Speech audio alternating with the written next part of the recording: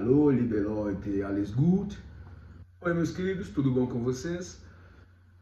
Sabe que eu estava conversando com um vizinho, ele é juiz, e ele me contou de um caso no colégio onde o filho dele estuda. Primeiro porque esses adolescentes são privilegiados, né? Eles não vão passar por dificuldades econômicas, eles não vão conhecer a privação, eles vão viajar, eles vão para Disney, enfim, né? Mas veja bem como a classe social nem sempre é a solução, é a panaceia para todos os problemas. Ele estava contando que ele teve que enviar o filho dele para terapia, porque o filho dele parece que tem 14, 15 anos, e um colega suicidou-se. Ele se jogou da janela do 10º andar, parece, do apartamento. Sabe por quê? O pai parece que pegou o filho acessando conteúdos, conteúdo, como é que fala, sexo gay. E então o pai pegou o celular e viu que ele tinha contatinhos e tal, não sei o que. O pai então encarcerou esse filho dentro do quarto, trancou ele lá dentro, deixou ele incomunicável, né? Segundo o pai, era para ver se o filho repensava, né? Ele achou que ele estava orientando o filho dele. E isso durou alguns dias até que o guri não aguentou e se lançou pela janela, se defenestrou, né? Eu fico me perguntando agora como está a cabeça desse cara, né? Por isso quando eu falo para você, gente, pensa bem antes de colocar filho no mundo, inclusive no Nordeste. Vocês sabem que eu viajo muito para lá, né? Falta só um estado do Nordeste para eu conhecer, eu vou conhecer em breve. Já estou até vendo passagem já. E veja bem, se você, eles ainda têm uma taxa de fecundidade muito alta. Caiu também lá, mas ainda é alta, né? Enquanto aqui em São Paulo, acho que não chega a 2 filhos por casal, aqui no Sul também e tal. Lá ainda o pessoal bota filho no mundo. Eu olho e fico assustado, porque eu sou uma pessoa, como eu já disse para vocês, eu lido com conflito desde muito novo. Eu lido com a diversidade desde muito novo. Talvez por isso eu tenha me tornado mais resiliente, mas a gente não sabe, né? Eu procuro até tomar uma certa cautela para dizer que eu sou resiliente, eu não sei. Eu vivo um dia após o outro, posso dizer para vocês que eu estou bem, estou vivendo mais ou menos como eu gostaria de viver, né? Porque na verdade a gente nunca vai ser tão pleno assim, porque nós temos as nossas incoerências, né? E é interessante porque se você quiser criar o teu filho, a tua imagem e semelhança, você vai se dar mal. Pode acontecer de teu filho ser exatamente aquilo que tu queira que ele seja, né? Pô, eu queria ser jogador de futebol, não deu certo, eu vou criar o meu filho para ser. Às vezes o guri quer ser jogador de futebol. Aliás, é até comum que ele seja, né? Mas legal, vocês vão trilhar esse caminho juntos. Eu quero ser jogador de futebol, mas meu filho quer ser bailarino. Quer dançar balé. Você vai ter que aceitar. Se você não está disposto a amar esse filho, sob todas as circunstâncias, é melhor você não colocar no mundo. Eu sei que muita gente se torna pai e mãe porque aconteceu. Na verdade, você queria só ter uma relação sexual, mas aconteceu. Mas como a gente não fala de medidas protetivas, de métodos anticoncepcionais porque é coisa do diabo, né? Nos colégios não se pode falar sobre educação sexual porque é tudo coisa do demônio. Na verdade, as pessoas precisam ser castas, né? E praticar a castidade resolve o grande problema, por favor, né? Quantos e quantos casos de infidelidade nesses hipócritas, desses religiosos aí? Quantos? E quantos filhos eles colocam no mundo, meu Deus do céu? Porque não, veja bem, sexo é para colocar os filhos, para trazer as almas de Deus para cá. A Bíblia diz que Deus criou o homem à sua imagem e semelhança. Como ele é perverso. Porque se nós seres humanos somos a semelhança de Deus, significa que coisa boa ele não é. Não é? Veja a situação desse país, veja a situação desse mundo, os biomas todos degradados, os que estão fazendo com a floresta amazônica, o Pantanal, vocês viram, o fazendeiro foi multado em 10 milhões, duvido que ele pague, porque ele atirou fogo no Pantanal, ele não pensa na fauna, na flora, ele só pensa no dinheiro. O filho desse cara se suicida, aí esse meu vizinho me falou, não, diz que ele tá arrasado, né? Diz que ele tá assim, arrasado. Pois é, né? Talvez você preferisse que ele fosse, sei lá, não sei. Eu não sei o que isso influencia tanto, porque de repente Tem tanta coisa boa para você olhar para o teu filho, tanta coisa que você pode idealizar num filho, né? Disse que tinha 14 anos, 14, 15 anos de idade. Você lançou do 10º andar, parece. Você imagina o nível de desespero desse guri, né? Eu fico atordoado. Não queira criar o teu filho a tua imagem e semelhança, porque ele vai ser o que ele tiver que ser. Ele vai ter as vontades dele. Eu quero que meu filho seja advogado como eu. Mas meu filho quer ser arquiteto, meu filho quer ser, sei lá, quer ser músico. Que é um perigo, né? Meu filho quer ser psicólogo, sei lá. E aí? Só te resta amar. Eu consigo entender, assim, as dificuldades, né? De um pai para assimilar, às vezes, as escolhas do meu filho é transexual, meu Deus do céu, minha filha é lésbica, minha filha, sabe? Porque, veja bem, a gente não está falando de crime, nós não estamos falando de criminosos. Meu filho é bandido, era lá. Ainda assim, os pais visitam o filho na cadeia, o filho bandido, o filho que matou inocentes na rua. Que, aliás, essa cidade aqui, gente, todo cuidado é pouco. Só essa semana eu sei de mais 2 amigos meus que foram assaltados. Todo cuidado é pouco. Não ande na rua à noite, tome cuidado. Se puder deixar o celular em casa, deixa. Porque a gente hoje em dia carrega o banco no celular, né? O cara entra no teu aplicativo lá, compra coisas no teu cartão de crédito e aí, né? Mas tem certas coisas que a gente não consegue entender. Que é o desamor, é a perversidade. Se você não vai amar esse filho, não coloca no mundo. Pensa, cara, pensa bem. Se você não tiver muito dinheiro, também já não coloca. Porque o seu filho vai vir para o mundo, vai ficar vendo todo mundo em cima dele, vai olhar para cima na pirâmide social, e vai falar, poxa vida, eu vou ter um longo caminho para percorrer, para tentar chegar em algum lugar, e muitas vezes ele não vai chegar. Porque a sociedade ela é estratificada, é difícil, esse deslocamento social é muito complicado em países como o nosso. Dá, no Brasil ainda dá, mas tem que ralar. Dá para melhorar, né?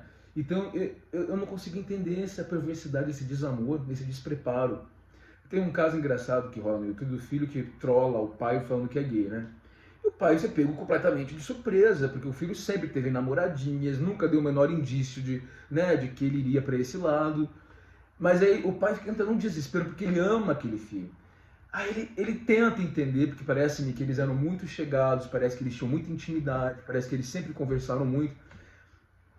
Quando ele chama o pai pensa que ele vai contar que a namorada tá grávida. Olha a surpresa do pai. Joga no YouTube o que vocês acham, é muito engraçado. De repente esse pai surta, rapaz, ele dá uma bufetada na cara do filho assim, chora, eu não acredito, como é que pode? Você nunca me falou. O pai foi pego de surpresa, não é uma coisa que você vai observando no teu filho. Cara, observa o teu filho que você vai sacar quem ele é. Você vai sacar as tendências, você vai sacar tudo, observa. Desde criança você vai percebendo as tendências que o teu filho tem para qualquer coisa. Né? E aí chega uma hora que ele faz um esforço sobre-humano e fala assim, tá, mas pelo menos, o que você faz quando você tá com o cara? Entendeu? Tá entendendo? O que você faz? Você pelo menos é o ativo da história. Aí ele surta, ele chora desesperadamente. O filho, calma pai, eu tô brincando. Aí o pai enlouquece mais ainda. Seu desgraçado, você me enganou. É muito engraçado, mas eu vi ali várias coisas pra gente analisar. O pai não estava preparado para aquilo, o filho não falou da maneira que deveria ser dito. Ele amava aquele filho, mas era completamente incogitável para ele que o filho fosse aquele, que ele nunca viu, não tinha. Mas ele ainda fez um esforço sobre-humano e falou assim, de repente, vai que se ele for o ativo, de repente, ele tentou, né? Mas é engraçado, ele fala, não, pai, não é nada, não, continuo namorando, tá tudo certo. Mas é complicado pro pai, eu entendo isso, mas eu não entendo o desamor, a perversidade, né? E muitas vezes são criados, eu vejo muitos casos de abusos, assim, sofrendo um gaslighting terrível, da hora que acorda até a hora que dorme, em casa, na rua, no trabalho, em qualquer lugar, sofrendo. Muitos se suicidam, a taxa de suicídio entre transexuais, por exemplo, é gigantesca, né? A média de vida é 35 anos, média, transexuais vivem em média 35 anos. Não vou entrar nos méritos aqui, o que eu acho, o que eu deixo de achar, né? Eu acho que tem gente que não presta em todo lugar. Não vem, eu sou um coitado, vou roubar. Não vem com conversinha, não. Tá cheio de transexual aprontando aí, pra cima e pra baixo. Porque veja bem, gente, o centro da cidade é onde toda a merda acontece. Tudo que não presta acontece aqui. Aqui no prédio entrou um travesti, tava vendendo droga aí e tal. Quem sou eu pra julgar, pelo amor de Deus?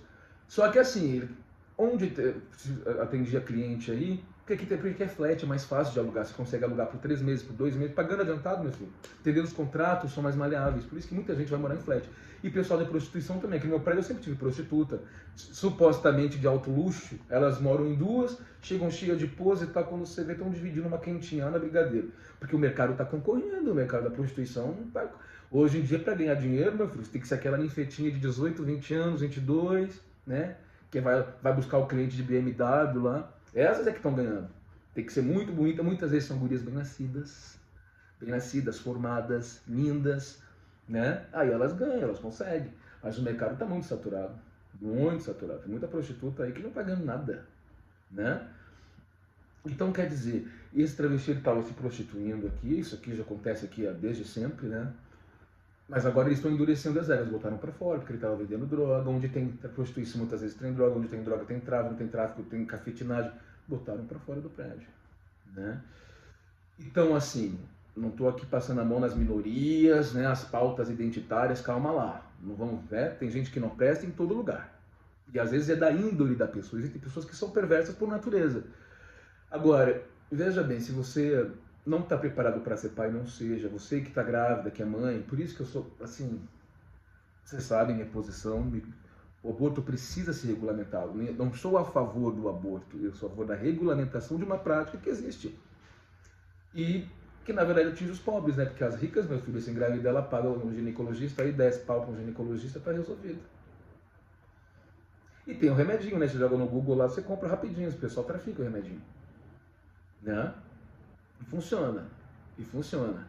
Conheci várias gurias, nossa, estudante de veterinária da USP, estudante de odonto, estudante de medicina, foi na festinha, bebeu todas, transou, engravidou. No dia seguinte tiraram, né?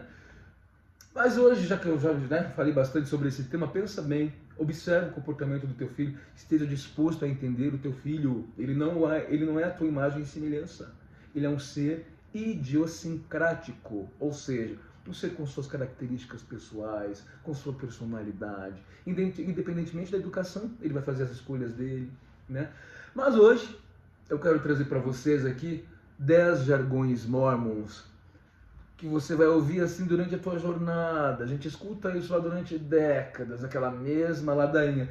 Na verdade, parecem injeções de ânimo, soam ali como mensagens motivadoras, mas na verdade são maneiras de te manter lá dentro, de te segurar lá dentro, e você fica feito um bobalhão, né? Primeira coisa que você vai ouvir quando você entra lá: você é especial. Você é um privilegiado. Isso aqui, nossa, quando me diziam aquilo me dava uma raiva, porque eu não queria ser especial, eu queria ser uma pessoa como as outras. Eu não queria no meu domingão ter que ir para aquela porcaria daquela igreja, mas eu era obrigado aí. Eu falei, eu não queria ser especial, eu não queria ser dono da verdade, eu queria ser como meu vizinho, que é tão livre, tão feliz. No domingão, em vez dele estar aqui, ele está ganhando dinheiro, está se divertindo, está trabalhando. Eu não queria ser especial, eu queria ser uma pessoa como todas as outras. E isso, meu filho, na verdade parece como se diz, um aconchego para o ego, mas na verdade é uma responsabilidade. Eu sou especial, então eu tenho que ter uma postura, eu tenho que cumprir os mandamentos, eu tenho que seguir a risca isso aqui, porque agora eu não posso fechar os olhos. Eu já conheço a verdade, agora eu tenho uma responsabilidade imensa. Já começa uma pressão em cima de ti. Mais um. Estamos no mundo, mas não somos do mundo. O mormon separa o mundo entre eles contra nós. Se você não está no nosso barco, você está contra nós. Você, no máximo, no mínimo, você é um enviado do demônio para me tentar, né? Eu vou lá na tua casa, ô vizinho, vou fazer um churrasco lá em casa, um churrasco vegano, tá? Parece lá depois, ó a tentação, ó o vizinho me tentando, ó o diabo aí, ó. O diabo, a aparência do mal aí, ó o diabo, né? Não, você vai colocar aquela gravatinha, aquele terninho e vai para a igreja, né? Você está no mundo para trabalhar, né? Se você não é um empreendedor, você precisa bater na porta das empresas para conseguir emprego, você precisa estudar, né? Mas você tem os seus padrões elevados, você precisa se manter imaculado, né? Você está no mundo, mas você não faz parte dele.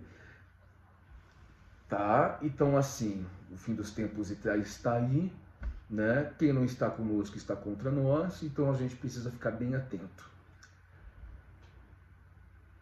Ah, esse é bem legal, hein? Afaste-se da tentação, fuja até da aparência do mal. Isso aí quem falou foi o Gordon B. Hinckley. Como eu odiava ele, gente. Eu não tinha a menor empatia por aquele velho. Eu achava insuportável aquela cara dele, impessoal, inexpressiva, sabe? Eu não via amor dele de lado nenhum. E todo mundo, ai, meu profeta, meu profeta. Falei, ah, tá bom. Aí eles dizem assim, evite a aparência do mal porque você não é bom o suficiente. Olha que coisa mais bonitinha, parece que a gente é humilde, eu não sou bom o suficiente, né? Eu não posso cair, né? Mas na verdade, o que, que é o mal, o que, que é o bem, o que é o certo, o que, que é o errado? É o que eles dizem para você. Os teus princípios, as tuas convicções pessoais tanto importam, pouco importam.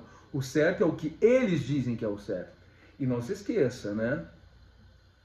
Obedece, manda quem pode, obedece quem tem juízo, porque senão você já sabe, né? Você vai ser execrado lá dentro. Mais um. Ah, esse é maravilhoso.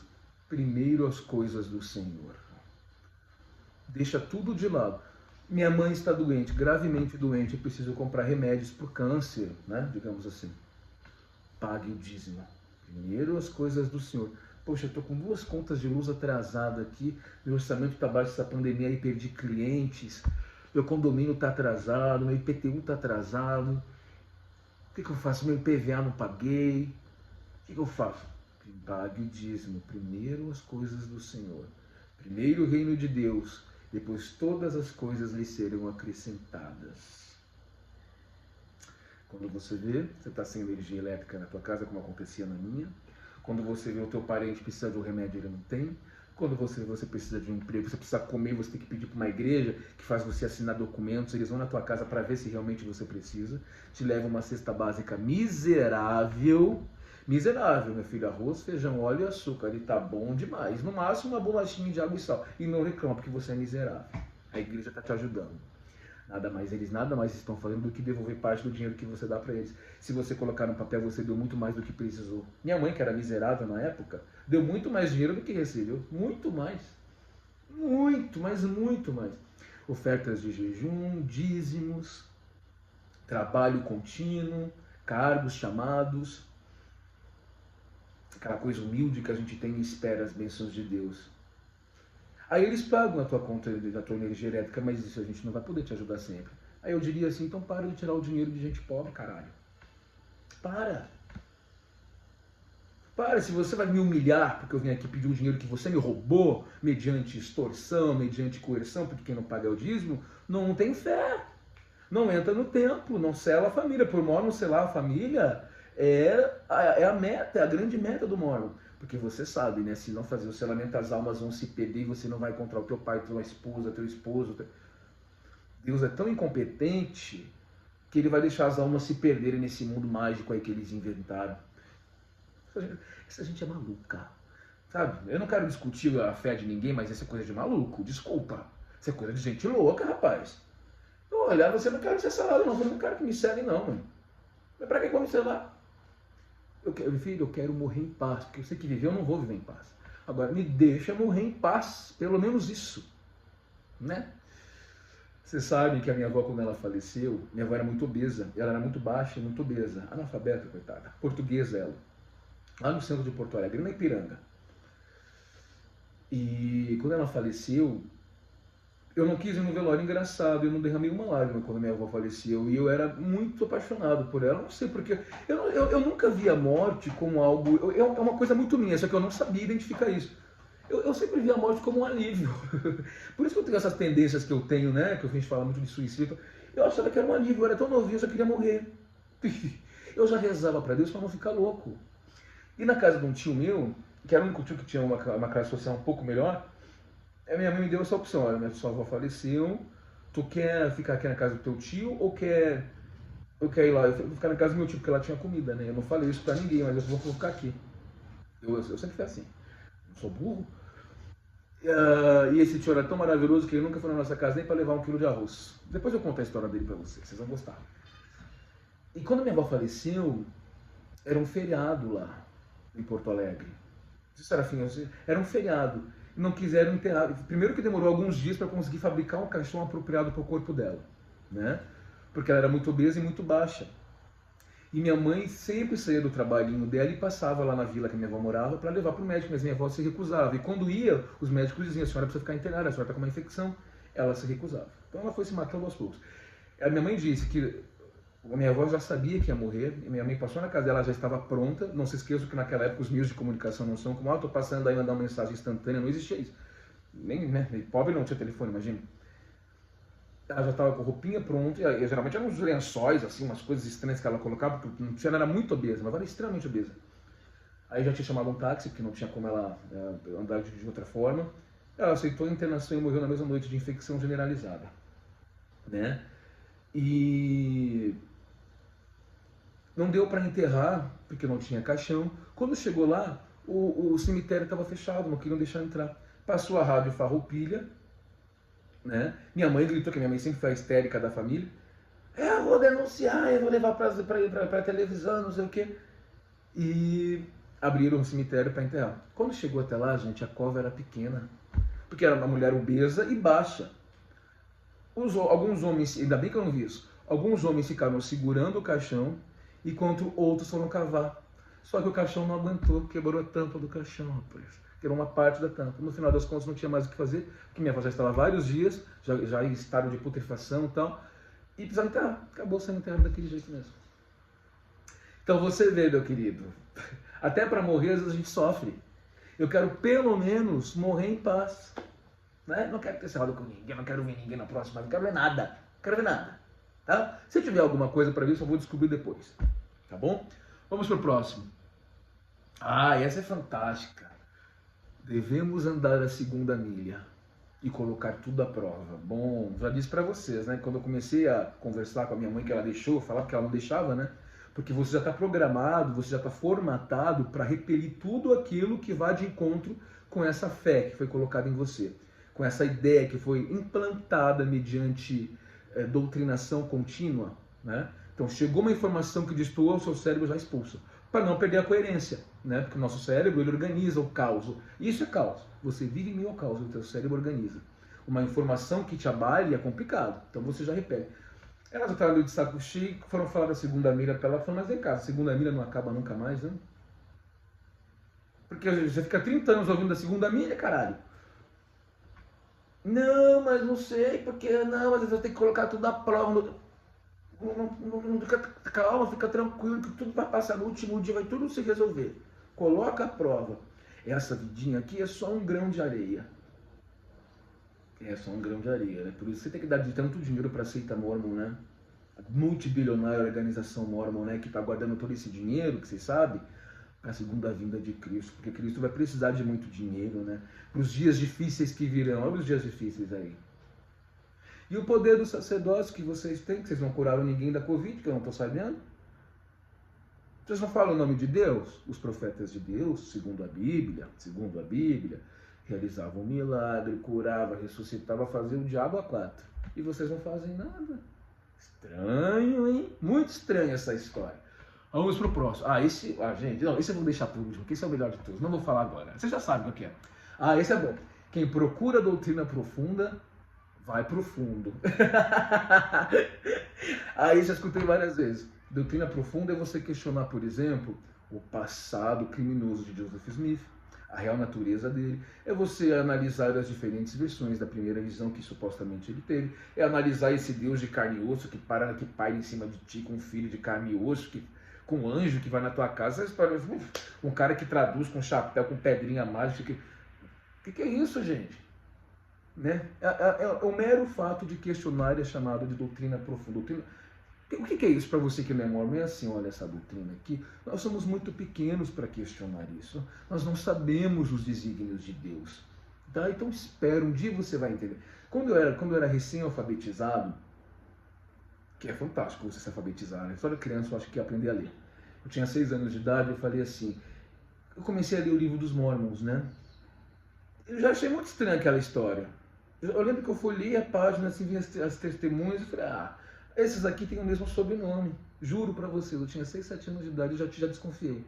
Se eu convencer o mais forte da família, tá tudo certo. Eu prometo uma recompensa, né? Uma compensação régia, tá resolvido. E as 3 testemunhas?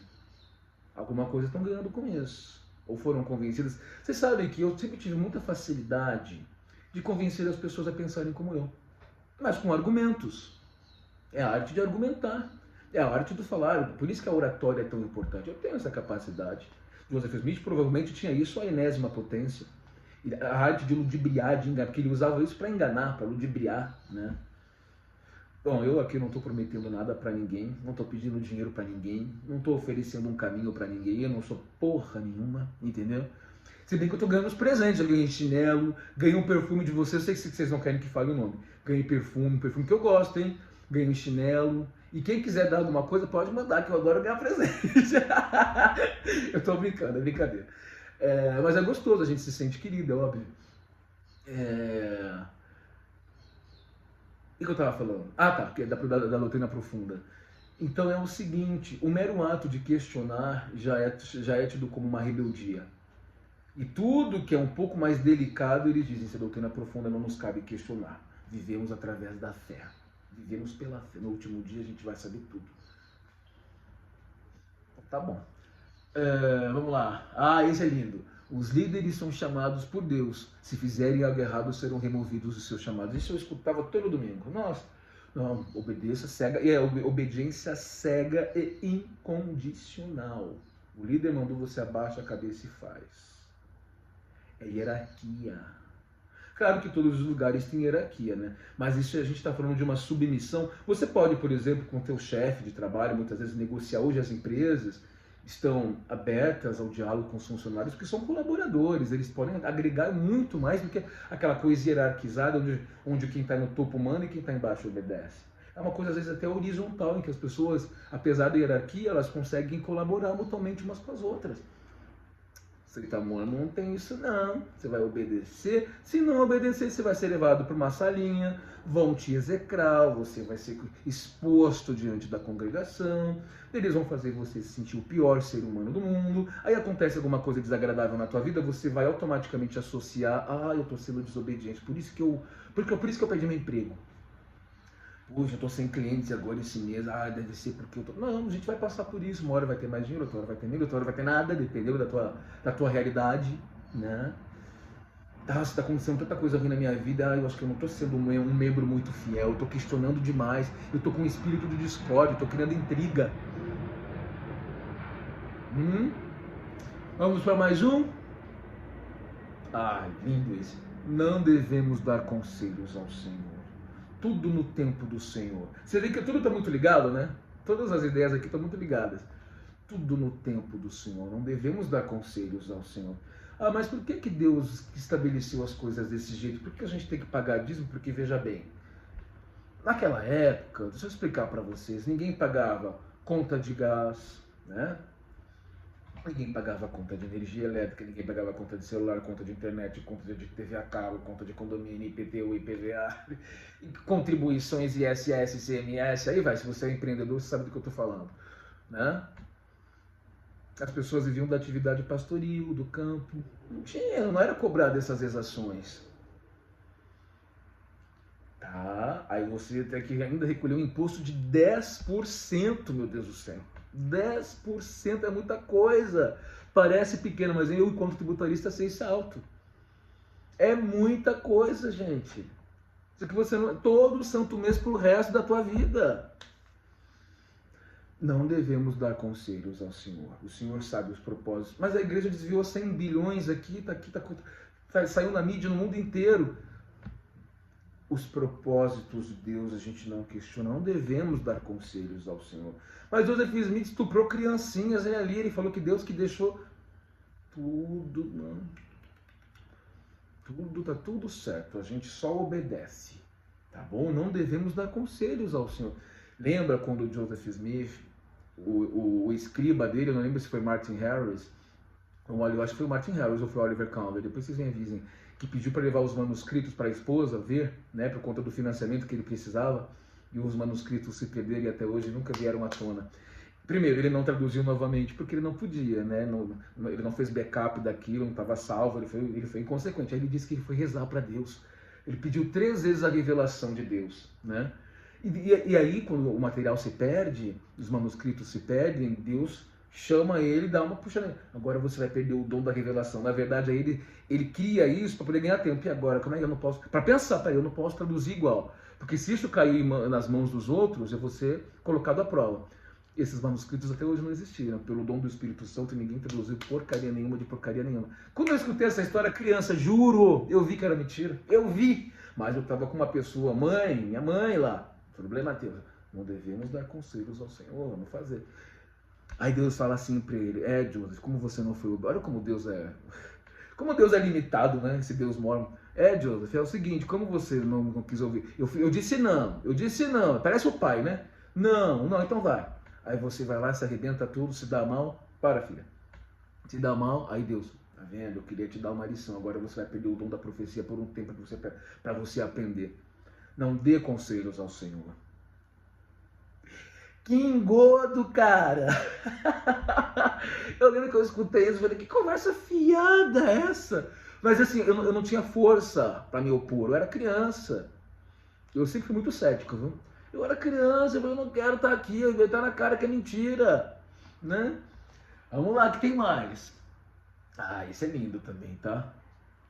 Nenhum sucesso na vida compensa o fracasso no ar. Ele atribuiu essa frase a David John McKay, mas parece que quem falou isso foi outra pessoa fora da seita mormon, tá? Mas ele se apropriou da frase. É verdade, nenhum sucesso na vida compensa o fracasso no lar.